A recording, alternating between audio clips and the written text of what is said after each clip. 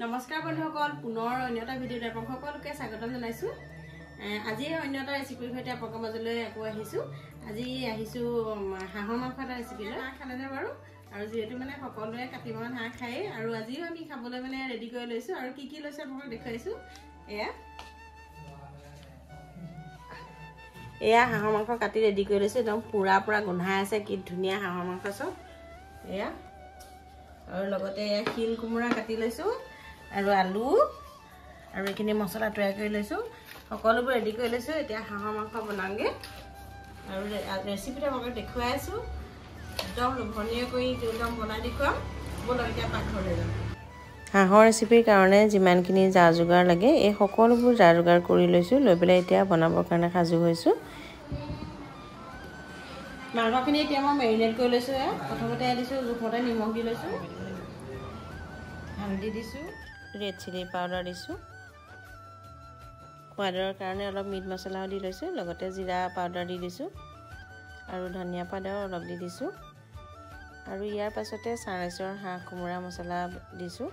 আৰু এই চানৰাইজৰ হাঁহ কোমোৰা মছলাই হাঁহৰ মাংসখিনি বহুত সোৱাদ কৰি তোলে। আপোনালোকেও ব্যৱহাৰ কৰি চাবচোন এই মছলা। এতিয়া মই মাংসখিনিত সকলোবোৰ মছলা জোখমতে দি পেলাই ধুনীয়াকৈ সানি লৈছো। আৰু মাংসখিনি এই মছলাখনতে মই যিহেতু মিঠাতেল ব্যৱহাৰ কৰা নাই, হাঁহৰ মাংসতে বহুত তেল থাকে আৰু চাওকচোন মাংসখিনি বহুত ধুনীয়া। সেয়ে মছলাখিনি ধুনীয়াকৈ হাঁহৰ তেলতে লাগি গৈছে। আৰু এয়া মই সকলোবোৰ মছলা দি পেলাই মাংসখিনি ধুনীয়াকৈ সানি ল'লোঁ।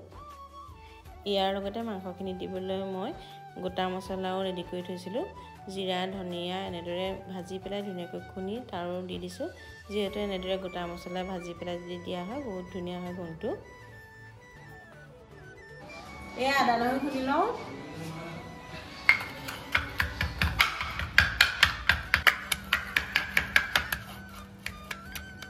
এইফালে একদম মস্ত কেৰাহীখন গৰমাই লৈছোঁ আৰু এয়া তেল দি দিছোঁ।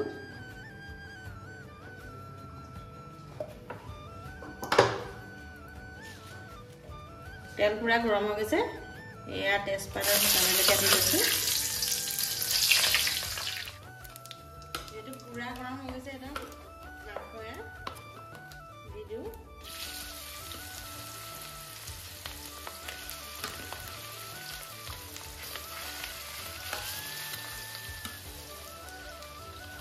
মই কেৰাহীত অকল মিঠাতেল আৰু শুকান জলকীয়া দি পেলাই মাংসখিনি বহাই দিছোঁ।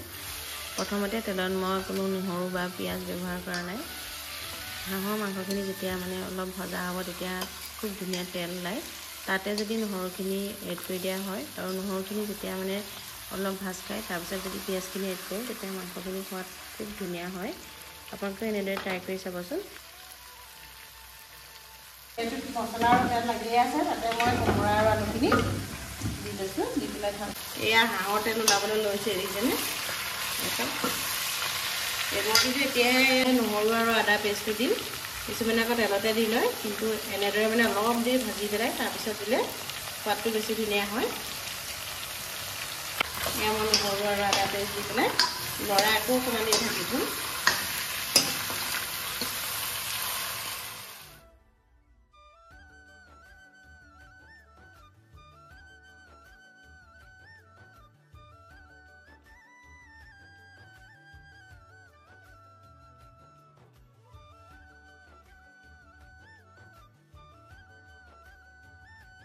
এতিয়া নহৰুটো খুব ধুনীয়া বনাই গৈছে।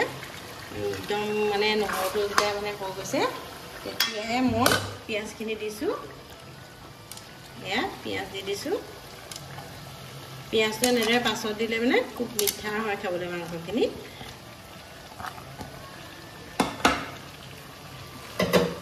এতিয়া ধুনীয়াকৈ লৰাই পেলাই পিঁয়াজটো গলালৈকে ঢাকি পেলাই থৈ দিম। ঢাকি দিছোঁ, এতিয়া সিজিবলৈ দিম। খুব ধুনীয়াকৈ সিজিবলৈ লৈছে। এতিয়া মই আলু আৰু কোমোৰাখিনি দিম। যিহেতু এই মাংস 1 কেজি 300 গ্ৰাম, সেই হেতুকে মই তাৰ অনুযায়ী কোমোৰা আৰু আলু কাটি লৈছিলোঁ। এইখিনি মই দি দিছোঁ।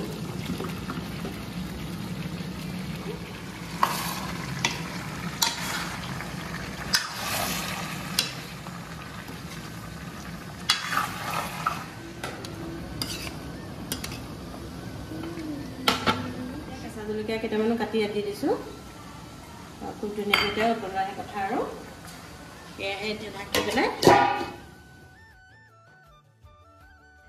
এয়া চাওকচোন মাংসখিনি ইমান ধুনীয়াকৈ উতলিছে আৰু এতিয়া মই অলপ গৰম মছলা আৰু লং ইলাচি গুড়ি এয়া দি দিছোঁ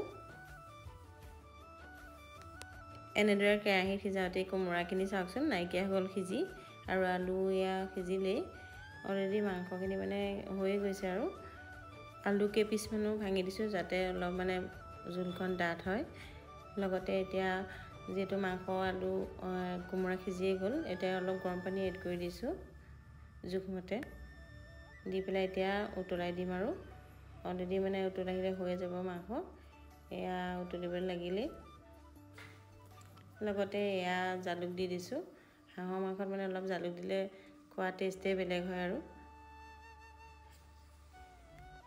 ফাইনেলি মোৰ হাঁহৰ মাংস এয়া বনাই হৈ গ'ল আৰু চাওকচোন কি ধুনীয়া কালাৰ উঠিছে আপোনালোকৰ বৰ খাওঁ খাওঁ লাগিছেনে কমেণ্টত জনাব দেই আৰু মই বনোৱাৰ দৰে ৰেচিপিটো আপোনালোকেও ট্ৰাই কৰি চাবচোন যেনেহ'লেও সোৱাদটো অলপ বেলেগ পাব আৰু যি বনাই কিন্তু মোলৈ কমেণ্টত জনাব নজনাকৈ নাথাকিব ফাইনেলি হাঁহৰ মাংস বনাই হৈ গৈছে চাওকচোন কি ধুনীয়া কালাৰ উঠিছে একদম বক বককৈ তুলি আছে এতিয়া যিহেতু নমাবই হ'ল এতিয়া নমাবৰ সময় অলপ ধনিয়া দি দিছোঁ এয়া কি ধুনীয়া গোল ওলাইছে নহয় একদম মানে কেতিয়াবা বহুত ধুনীয়া গোল ওলাইছে আৰু ধনিয়া দি পেলাই নমাই থওঁ আৰু এতিয়া ভাত বাঢ়ি পেলাই আপোনাক দেখুৱাই দিম বাৰু